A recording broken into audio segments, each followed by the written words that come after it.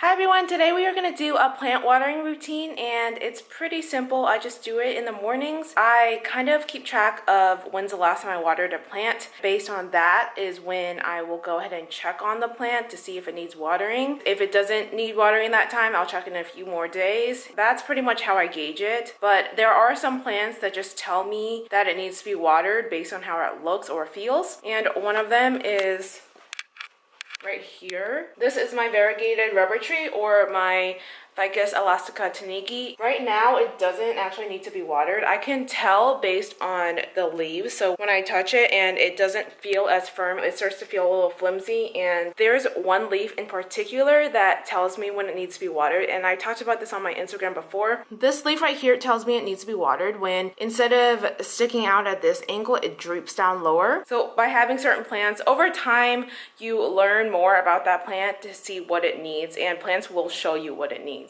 Okay, well, this is pretty much the same way. The leaves will start to droop and feel a little bit flimsy because it is a rubber tree as well. Another plant that will start to talk to you, I guess, is this is my Pothos and Joy, and when it needs to be watered, it kind of flops over like that. This normally stands straight up like this, and it's normally firm if you touch it.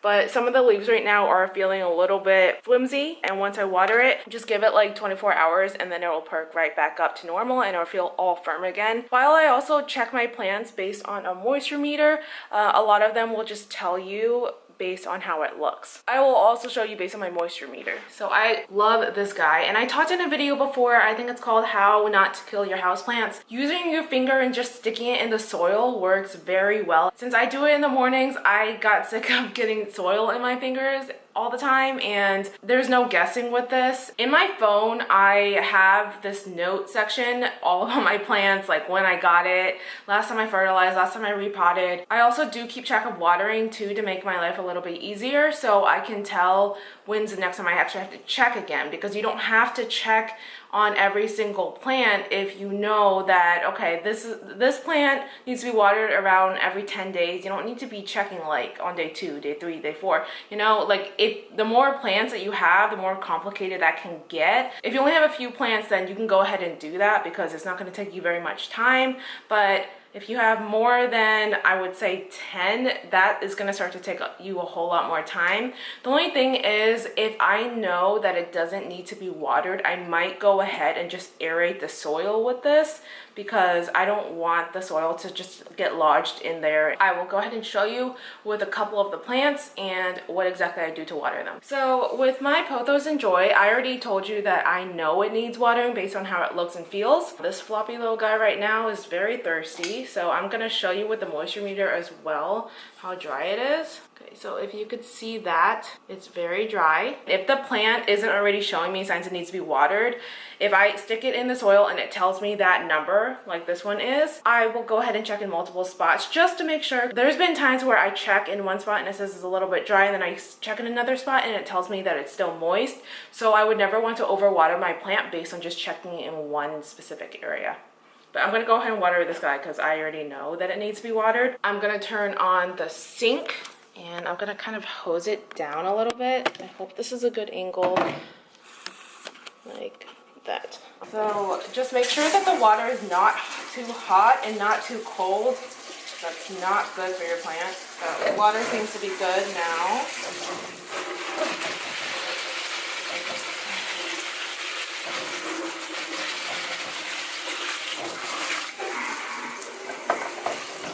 That was more so just for the leaves to dislodge any pests that may be there, even if I don't see it.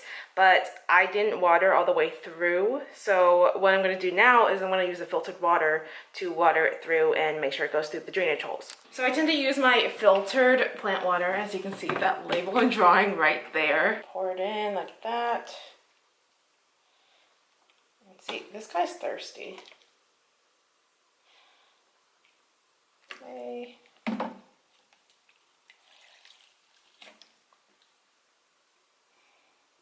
There we go. So I just water till it drips through like that, and then what I'm going to do is I'm going to leave it in the sink until it's fully done draining, even though it's in a terracotta pot and it has this saucer right here, I have it on a wooden bench and I don't want my bench to have water damage. Another thing that I've started to do recently, I have been spraying the plant every time it needs to be watered.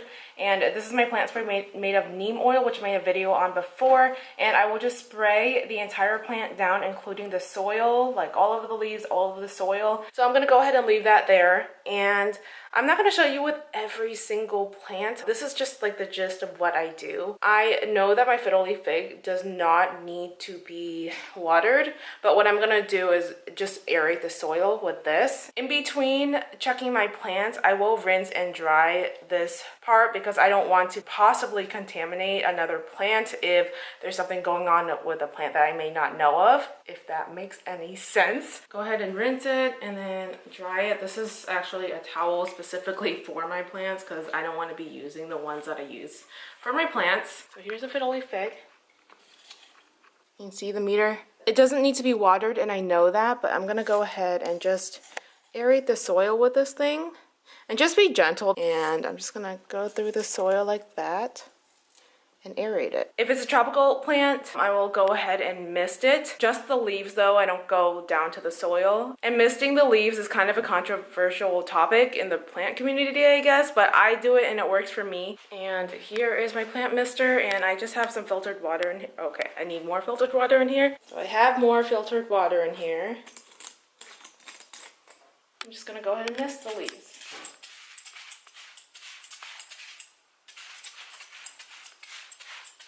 So with succulents, cacti that I have some outside on the balcony, and I do have a ZZ plant and a snake plant that are in my room, and I don't check on that with all of the other plants just because I know the watering needs for them. You can neglect those more. Another reason why I like to go ahead and go through all of my plants, like with aerating the soil, even if I don't need to be checking on it to see if it needs to be watered, is because I am trying to be very careful about pests, since I did have to deal with some spider mites recently, and I have had mealybugs on my outside cactus before, but I think it came that way. By checking on your plants, obviously you can catch it earlier if you do have any pests, so your pest won't actually kill the plant. That is all I have for you today. This is just my plant routine, I guess. If you have any questions, just leave them down in the comments below. Thanks for watching. Bye!